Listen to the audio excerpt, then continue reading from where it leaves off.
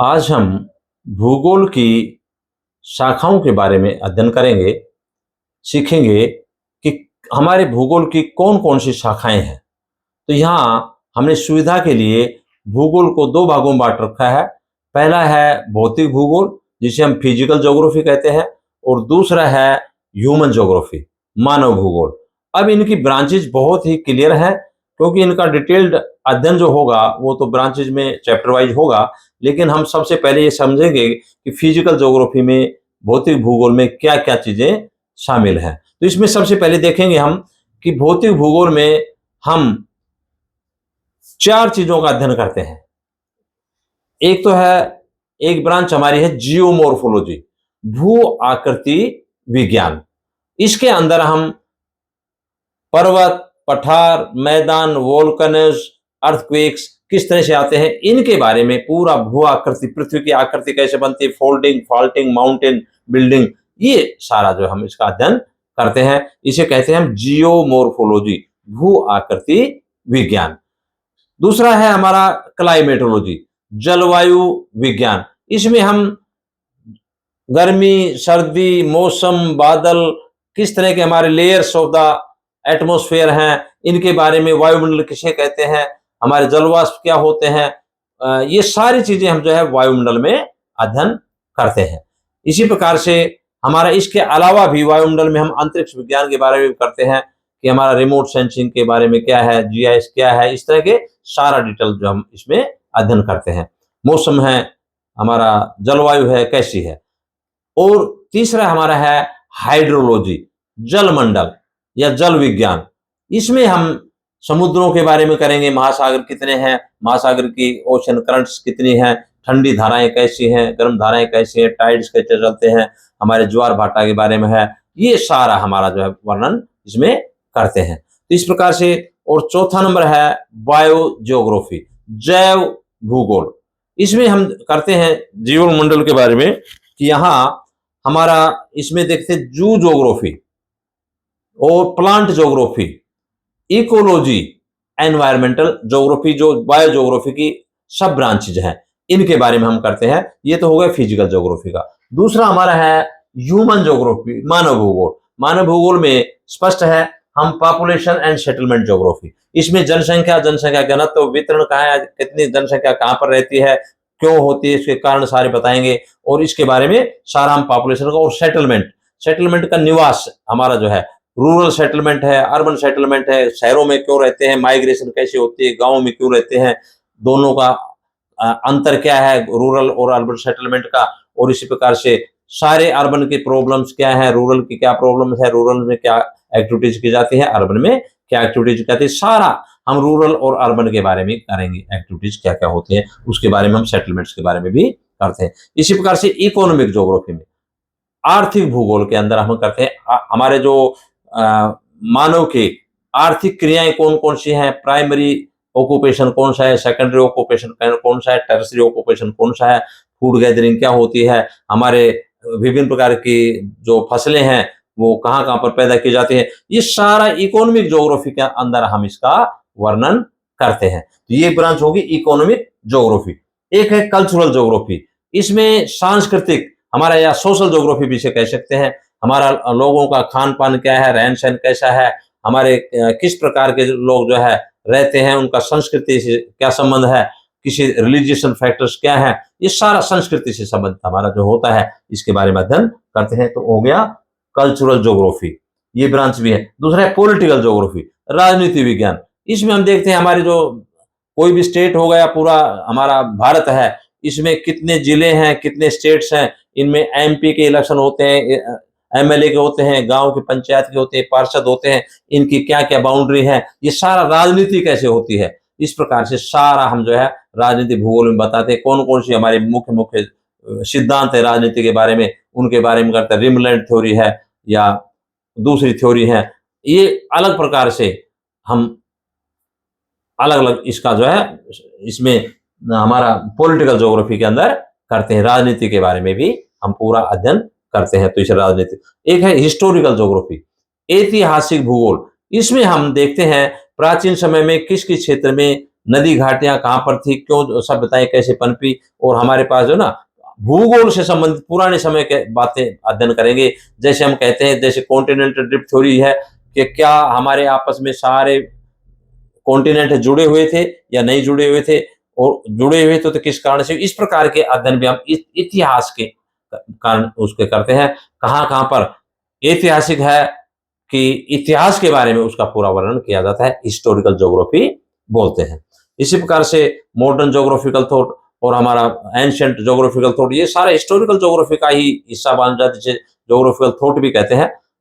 उनके बारे में, पुराने विद्वानों के बारे में वर्णन करते हैं, किस किस ने भूगोल के बारे में पहले क्या क्या बताया, हमारा जो है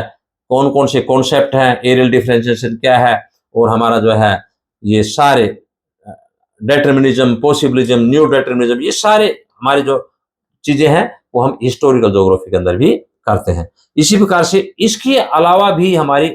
कई ब्रांचेज है ज्योग्राफी, जैसे इंडस्ट्रियल ज्योग्राफी। हमें इंडस्ट्रियल ज्योग्राफी भूगोल के आधार पर कौन से लोकेशन के फैक्टर हैं, भौगोलिक फैक्टर हैं जिनके कारण से किसी स्थान पर उद्योग लगाए जा सकते हैं, इंडस्ट्रियल लोकेशन के फैक्टर भी उनका हम अध्ययन करते हैं। कोई भी इंडस्ट्री, चाहे लोहे की हो, चाहे कपास की हो, चाहे अन्य प्रकार की हो, किसी प्रकार की इंडस्ट्री डेवलप की जाती है तो उसके लिए क्या क्या हमारे पास होने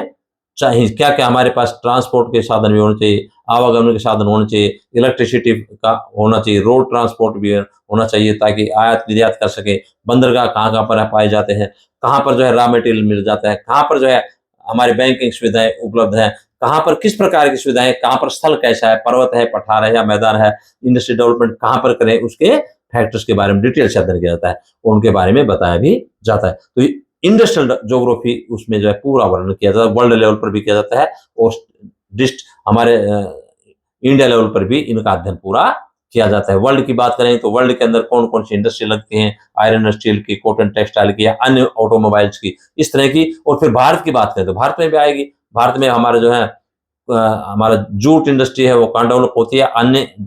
इंडस्ट्रीज है वो कहाँ डेवलप हो रही है, ये सारा वर्णन इसमें इंडस्ट्रियल डेवलपमेंट, इंडस्ट्रियल ज्योग्राफी में करेंगे। इसके अलावा मेडिकल ज्योग्राफी, ये भी हमारा मेडिकल ज्योग्राफी भी एक अध्ययन है पूरा डिटेल। इसमें बायो ज्योग्राफी का पूरा अध्ययन किया जाता है। हमारे पास कौन कौन से हमारे पेड़ पौधे हैं, कौन कौन सी वनस्पति के पेड़ पौधे, उनके नाम करेंगे और वो क्या क्या काम आते हैं, सारा हम जो है भूगोल के अंदर बताते हैं। कौन कौन से स्थान पर कौन कौन से पेड़ पौधे होते हैं, गर्म क्षेत्र में कौन से होते हैं, ठंडे क्षेत्र में कौन से होते हैं, और किस प्रकार से वो मेडिकल सीखने में दवाइयों के क्या क्या काम आते हैं, ये सारा हम भूगोल के अंदर भी मेडिकल ज्योग्राफी इसका पूरा डिटेल बताया जाता है। इसी प्रकार से रिसोर्स ज्योग्राफी, हमारे संसाधन भूगोल में हम पूरे विभिन्न प्रकार के संसाधनों के बारे में करते हैं। Air resources, water resources, mineral resources या अन्य विभिन्न प्रकार के रिसोर्सेज हैं, उन सभी का संसाधन, लैंड रिसोर्सेज, ये जो भी संसाधन है पूरे, उनके पूरा जो हम डिटेल से वर्णन करते हैं और उन्हें बताते हैं कौन से संसाधन जो है ज्यादा तेजी से निकाले जा रहे हैं और कौन से ज्यादा तेजी निकाले जा रहे हैं, उनके प्रॉब्लम्स क्या हैं, उनके सॉल्यूशन कैसे करें, कंजर्वेशन ऑफ रिसोर्सेज कैसे करें। ये सारे अध्ययन पूरा हम रिसोर्सेज ज्योग्राफी के अंदर भी करते हैं। और इसके अलावा भी हम एग्रीकल्चरल ज्योग्राफी के बारे में भी अध्ययन करते हैं। हमारे पूरे वर्ल्ड के अंदर करेंगे तो एग्रीकल्चर ज्योग्राफी में कौन कौन से फसलें पैदा की जाती हैं और कहाँ पर जो है उसके डिमार्केशन है, इंडस्ट्रियल डेवलपमेंट के कौन कौन से क्षेत्र हैं, किस क्षेत्र में कौन सी फसल पैदा की जाती है, क्यों पैदा की जाती है, कहीं पर गर्मी की है तो कहीं पर सर्दी की, कहीं पर जो है बहुत ही ठंडे क्षेत्रों की है। तो ये अलग अलग क्षेत्रों में कौन सी फसलें पैदा की जाती है, उनका पूरा विवरण दिया जाता है और उनके लिए कौन कौन सी बीमारियां होती हैं, उनको कैसे ठीक किया जाए, ये सारा कौन से क्षेत्र में कहाँ एग्रीकल्चर कम होता है तो उसको डेवलपमेंट करने के लिए हमें क्या करना चाहिए। जैसे हरियाणा के अंदर ही या इंडिया के अंदर ही 1965 में हमारे पास फूड ग्रेन की समस्याएं थी, तो हम किस तरह से हम फूड ग्रेन को बढ़ाएं। अब इसी साथ साथ इस एग्रीकल्चर में हमारे पास एनिमल का भी आता है, पशुपालन भी इस एग्रीकल्चर डेवलपमेंट में बताया कौन कौन से पशु है, कौन कौन से उसका हमारा जो दूध और दूध से बनी हुई चीजें हैं, कौन कौन से पशु इसके दूध के हैं और उनसे कौन कौन सी चीजें तैयार की जाती हैं, उनके क्या क्या बेनिफिट हैं, किस प्रकार से सारा जो है पशुओं के बारे में भी और खेती के बारे में भी। सारा डेयरी फार्मिंग है पूरे वर्ल्ड में, तो डेयरी फार्मिंग किस क्षेत्र में डेवलप की जा सकती है। हम बात करते हैं हमारा ऑस्ट्रेलिया और न्यूजीलैंड के अंदर करते हैं तो हम देखते हमारा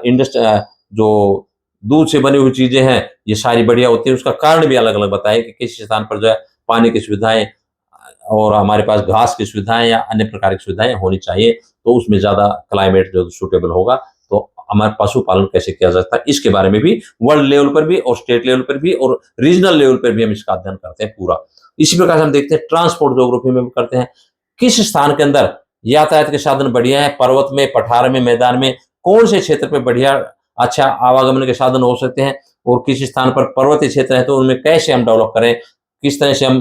पहाड़ों के अंदर सुरंग बना करके भी हम रेलवे का ट्रांसपोर्ट भी डेवलप कर सकते हैं, और हमारे रोड ट्रांसपोर्ट है उनको भी कहाँ पर कर सकते हैं, कहाँ पर असुविधाएं, कहाँ पर सुविधाएं हैं, और ज्यादा सुविधाएं हैं तो इंडस्ट्रियल डेवलपमेंट के लिए भी ट्रांसपोर्ट सिस्टम कहाँ पर उपयोगी है, इन सभी का अध्ययन हम भूगोल में करते हैं। इसलिए हम कहते हैं भूगोल में हम जब सारी चीजों का अध्ययन करते हैं तो हमें पूरे संसार के बारे में पूरी जानकारी हो जाती है, और पूरे विश्व के अंदर जब हो जाती है, और रीजनल लेवल पे करें तो इंडिया लेवल पे हो जाती है, और स्टेट लेवल पे करें तो हमारे हरियाणा है, पंजाब है, इन लेवल पे, और डिस्ट्रिक्ट लेवल पे भी करेंगे अध्ययन तो आप जिले लेवल पे भी कर सकते हैं इसका अध्ययन कि किस क्षेत्र में कौन कौन सी इंडस्ट्री है, कहाँ पर कौन सा बैकवर्ड एरिया है इंडस्ट्री में डेवलप है, और कौन सा ज्यादा है, जहाँ ऑलरेडी डेवलप्ड है तो उनकी बजाय जो बैकवर्ड एरिया उनको इंडस्ट्रियल डेवलपमेंट कैसे किया ताकि लोगों को ज्यादा से ज्यादा रोजगार मिले, और प्रोस्पेरिटी ज्यादा से ज्यादा है, इंडस्ट्रियल डेवलपमेंट होगा तो लोगों को रोजगार भी मिलेगा, और आपका न्यू टेक्नोलॉजी, साइंस और टेक्नोलॉजी का इस्तेमाल भी किया जा सकता है। इस प्रकार जब हम सारे इनके हमारे ब्रांचेज का अध्ययन करेंगे तो निश्चित रूप से ये धीरे धीरे एक एक ब्रांच का अध्ययन करेंगे तो आपको पूरी नॉलेज भी हो जाएगी, और आपका इतना सुदृढ़ नॉलेज हो जाएगी कि आप जो भी ड्यूटी देंगे, आईएएस की हो, आईपीएस की हो, या अन्य जो भी सिविल सर्विसेज की हो, एडमिनिस्ट्रेशन की हो, या चाहे टीचिंग की क्यों नहीं हो, आप अच्छी तरह से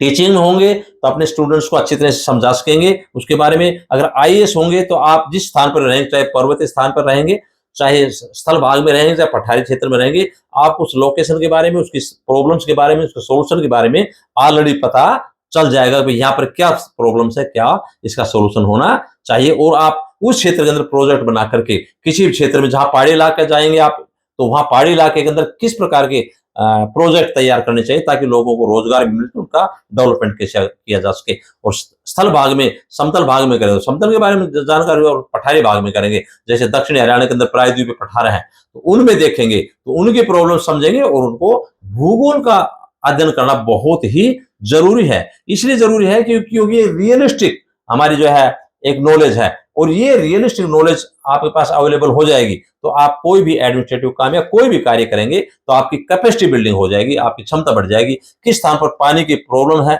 उनके बारे में भी आप समझ सकते हैं, और कहां पर जो है पानी को कैसे पहुंचाए उसका प्रोजेक्ट भी तैयार कर सकते हैं, वाटर प्रॉब्लम्स है उनको मैनेज कैसे किया जा सकता है, और ये जो छोटी छोटी समस्या है रिवर्स के बारे में समझ सकते हैं सारा, ये सारा हम जो है भूगोल के अंदर इसका अध्ययन करते हैं तो आपकी ज्यादा से ज्यादा कैपेसिटी बनेगी। इसलिए इन ब्रांचों का आप अध्ययन करेंगे जब एक एक करके तो बहुत अच्छी तरह से समझ में आता है, और इस तरह से हम जो है पूरा अच्छी तरह ब्रांचेज ऑफ नॉलेज करेंगे तो अच्छी तरह से हम उसका कार्य कर सकेंगे, अच्छी तैयारी भी कर सकेंगे।